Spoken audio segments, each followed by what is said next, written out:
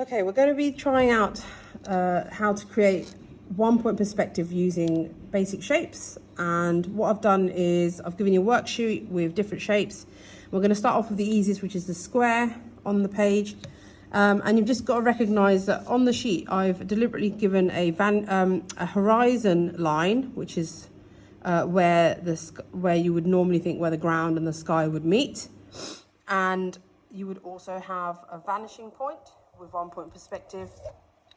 And then obviously the aim is for your starter, your DNA, you are going to be joining the corners to each of those shapes to the vanishing point.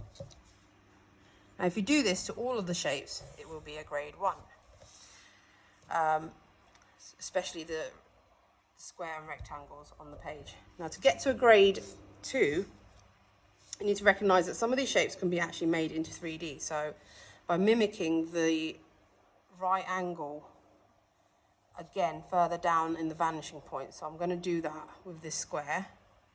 So as you can see, it's parallel to this line here, and this line will be parallel down the vanishing point, which will give me a 3D cube. And if I rub it out, it should look like a 3D cube. All right. So I need to, for you to get to a grade 2, you need to be able to do that to all of those. And I've also given some challenge shapes for you to try out, because obviously they're a bit more difficult, because some of the lines vanish, which would mean you're still trying to get the vanishing point, but the shape will still have the parallel lines that go along down the vanishing point, which will make it 3D pyramid. And the same goes for the pentagon. You're matching up all of those lines. Some of them will overlap. Some of them you won't need to do because they're behind the shape.